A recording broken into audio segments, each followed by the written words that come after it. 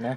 그 이외에 국힘 공천자들 쓰레기들 많죠. 이토 히로부미가 인재라고 했던 거는 워낙에 이름 있는 사람이었는데 성일종 워낙 이름 있는 사람이었는데 대구에 출마한 도태우 변호사 북한 개입설이라든지 아무튼 내용이 개판입니다. 얘네들 사상이. 그 박근혜 변호사였잖아. 네. 도태우. 한번 내용들 보겠습니다. 네, 도태우가 지난 2019년 2월 자신이 진행하는 유튜브 방송에서 국가 좀먹는 5.18 신화화에 도전한다면서 5.18 북한 개입설을 주장했습니다.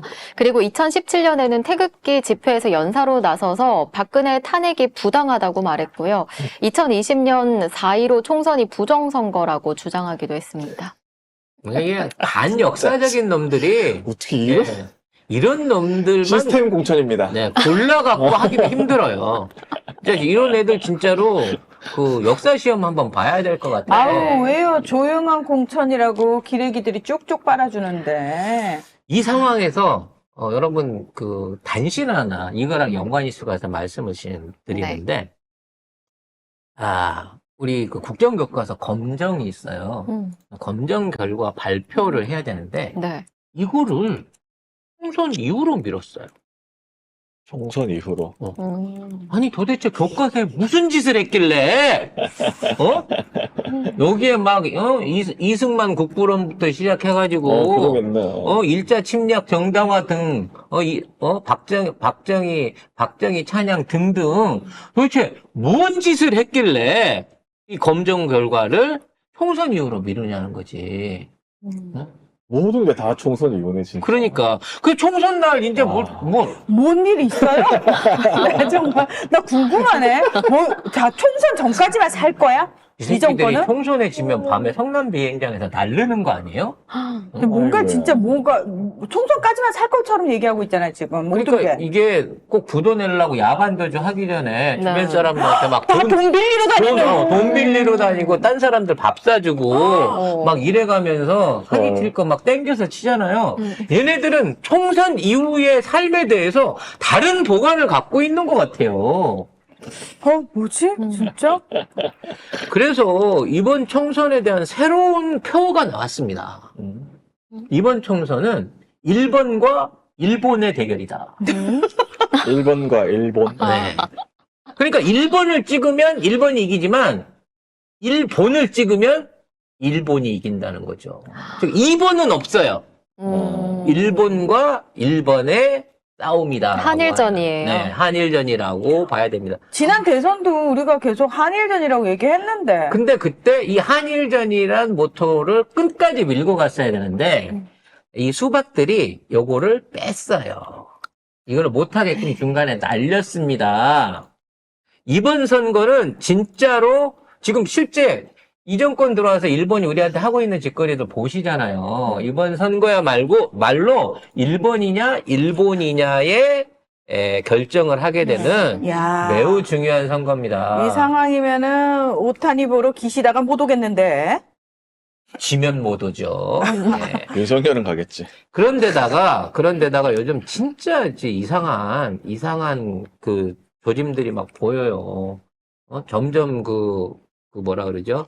일본 상품 불매 운동이 희석이 되고 사라지고 있고, 다시 일본 제품들에 대한 편의점 맥주 같은 것들 막 진열이 늘어나기 시작했고요. 심지어 일본계 이케아가 일본식 가구 전문점이 국내 2년 안에 40개 점포를 늘리겠다고 대한민국에 진출을 한다고 뉴스가 나왔어요. 첫 번째 점포가 이 영등포구 요 앞에 생깁니다. 저기 홈프로스 안에 생긴다고요. 하남에도 생기고. 근데 이거를 40개 이상을 일본 가구 회사들이 진출을 하겠다는 거야. 이건 뭔 얘기일까요? 이제 더 이상 한국에서의 반일운동, 불매운동, 이게 없어졌다라고 일본 기업들이 판단하고 있다는 거야.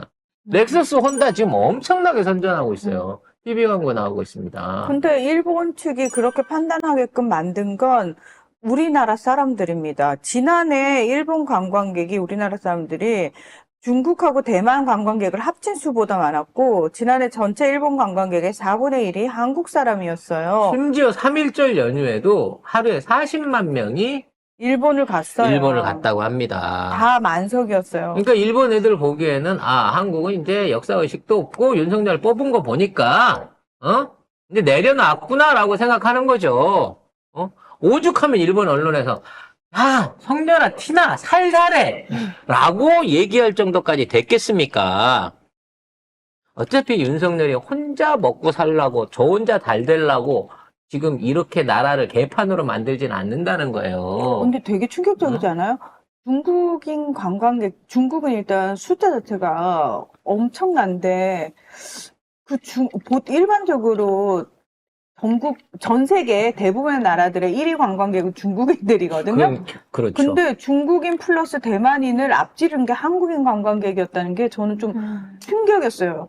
진짜 충격이었어요. 요즘 여기 OTT 같은 프로그램도 보면 대부분 일본 음식, 일본 관광 가는 거 막 그런 것들 네. 연예인들도 가고 유튜브에. 유튜버들도 가고 엄청나게들 갑니다. 근데 그게 의도적으로 이제 일본 협찬이 네, 들어와서. 협찬이 계속 예. 들어와가지고 그런 식으로들 많이 가고요.